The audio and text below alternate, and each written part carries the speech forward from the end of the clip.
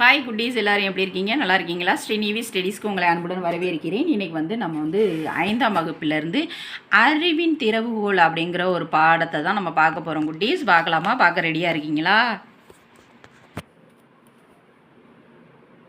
முதலில் அறிவு என்னும் கருவி செயல்பட தொடங்கிய நாள் மனிதனுக்கு அச்சம் மிகுந்ததாகவே இருந்திருக்கும். தன் அறிவை கொண்டு அவன் சுற்றும் முற்றும் பார்த்தான். காலையில் ஒளி வீசிக்கொண்டிருந்த கதிரவன் திடீரென மாலையில் மறைந்ததும் அவனது அறிவு விழித்து கொண்டது. அந்த கதிரவன் எங்கே போனான்? இப்படியே இருளாகத்தான் இருக்குமா என்று அவன் எண்ணிக்கொண்டிருக்க, மறுநாள் மீண்டும் கதிரவன் தோன்றினான். அப்போதே மனிதனின் அறிவு வேலை செய்ய தொடங்கியது. இந்த கதிரவன் நேற்று தோன்றிய இடத்திலேயே ஏன் இன்றும் தோன்றுகிறான்? இதுபோன்று அடுக்கடுக்காக அவன் உள்ளத்தில் சிந்தனை தோன்றியது.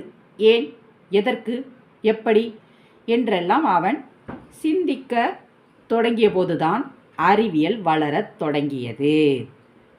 அவ்வகையில் அறிவியலை வளர்த்த அறிஞர்களை பற்றி நாம் அறிந்து கொள்வது மிகவும் தேவை. இப்பாடப்பகுதியில் அறிவால் வளர்ந்த அறிவியல் சிந்தனையாளர்களை பற்றி தெரிந்து கொள்வோம்.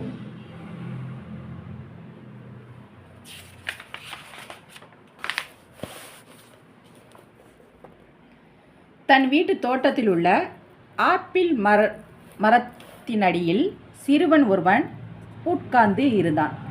அப்போது மரத்தில் இருந்த ஒரு பறவை சிறகடித்து பறந்து செல்ல திடீரென ஆப்பிள் ஒன்று மரத்திலிருந்து கீழே விழுந்தது.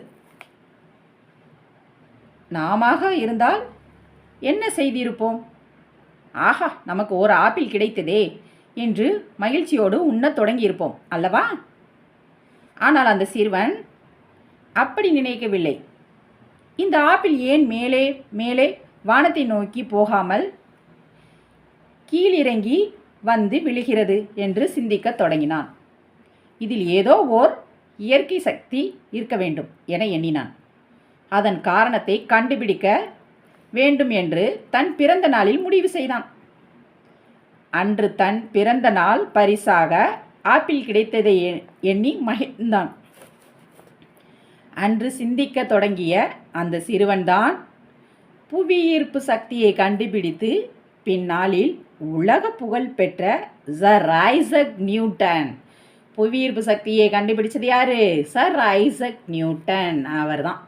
பூமிக்கு ஈர்ப்பு சக்தி உண்டு என்ற உண்மையை உலகுக்கு உணர்த்திய அறிவியல் அறிஞர் ஆவார்.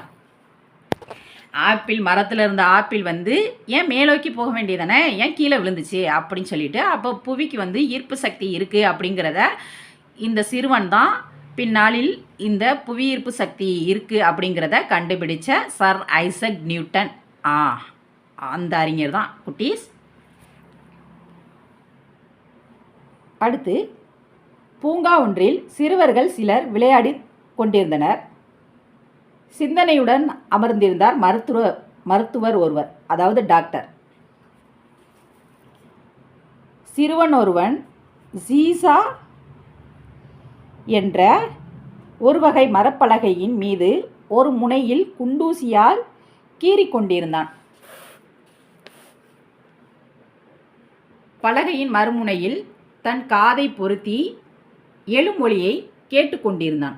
மற்றொரு சிறுவன் பலகையின் ஒரு முனையில் குண்டூசியால் மெதுவாக கீறும்போது எழுந்த ஒளி மறுமுனையில் மிக தெளிவாக கேட்பதை கண்டு அந்த சிறுவன் வியப்படைந்தான். ஏதோ சிந்தனையில் ஆழ்ந்திருந்த அந்த மருத்துவர் சிறுவர்களின் செயலை கண்டார். அவர் உள்ளத்தில் மின்னல் ஓர் ஒளிக்காற்று தோன்றியது. தாம் விடை தெரியாமல் தவித்த ஒரு வினாடிக்கு இப்போது விடை கிடைத்து விட்டது. அவர் அந்த சிறுவர்களை நோக்கி சென்றார். மரம் போன்ற திடப்பொருள்கள் ஒளியை பெருக்கும் தன்மையுடையவை. அதனால்தான் ஒரு முனையில் மெதுவாக கீறினாலும் மறுமுனையில் தெளிவாக கேட்கிறது என அவர்களிடம் விளக்கினார். அந்த விளக்கம் சிறுவர்களுக்கு மட்டுமல்ல, அவருக்கும் தான். ஏனெனில் நோயாளியின் இதய துடிப்பை எவ்வாறு துல்லியமாக கேட்க முடியும் என்றுதானே அவர் கவலைப்பட்டார். இப்போது அவருக்கே விடை காண முடிந்ததல்லவா? உடனே ஓட்டமும் நடையுமாக மருத்துவமனையை நோக்கி அடைந்தார். தாள்களை ஓர் உருளை வடிவமாக சுருட்டி கொண்டு நோயாளியை நெருங்கினார். காகித உருளையின் ஒரு முனையை நோயாளியின் மார்பில் வைத்து மறுமுனையில் தம் காதை வைத்து கேட்டார். என்ன வியப்பு! நோயாளியின் இதய துடிப்பு இவருக்கு துல்லியமாக கேட்டது. அந்த மணித்துளியில் மருத்துவ உலகம் இதுவரை கண்டிராத மாபெரும் ஒரு முயற்சிக்கு வித்திட்டது. ஆம், ஸ்டெதஸ்கோப் எனப்படும் இந்த இதய துடிப்பை கண்டறியும் கருவி அப்போதுதான் உருவானது. அதை கண்டுபிடித்தவர் யார்? வேறு யாருமல்ல, அந்த பூங்காவில் சிறுவர்களின் விளையாட்டிலிருந்து ஓர் உண்மையை கண்டுபிடித்தாரே, அந்த மருத்துவர்தான். அவர் பெயர் இரேனா லெனக்.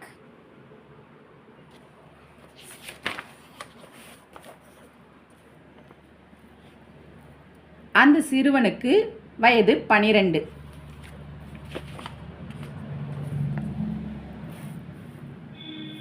சமையலறைக்குள் நுழைந்த சிறுவன் தேநீர் தயாரிப்பதற்காக கெட்டிலில் நீர் கொதித்து கொண்டிருப்பதை கண்டான். நீர் நன்றாக கொதித்தவுடன் அந்த கெட்டிலின் மூக்கு வழியாக குப் குப் என்று ஆவி வெளிவருவதை பார்த்தான்.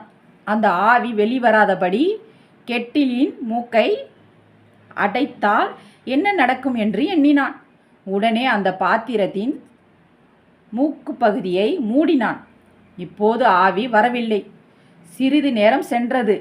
கெட்டிலின் மூடி மெல்ல மெல்ல அசையத் தொடங்கியது. அதனால் சிறிது இடைவெளி ஏற்பட்டது. இப்போது நீராவி உப்பளித்து கொண்டு வெளியேறியது. அந்த சிறுவன் பார்த்து கொண்டே நின்றான். மேலும் சிறிது நேரம் சென்றபின் கெட்டிலின் மூடி மேலெழும்பத் தொடங்கியது. அப்புறம் என்ன? மூடியை தள்ளிவிட்டு நீராவி வேகமாக வெளிவரத் தொடங்கியது. அந்த சிறுவனுக்கு வியப்பு மேலிட்டது. இந்த நீராவியும் புகையும் தான் அந்த சிறுவனை நீராவி இன்ஜினையும் புகை வண்டியையும் கண்டுபிடிக்க தூண்டியது. அந்த சிறுவன்தான் ஸ்காட்லாந்து நாட்டில் பிறந்த ஜேம்ஸ் வாட். இவர்தான் நீராவி இயந்திரம் கண்டுபிடிக்க காரணமாக இருந்தார்.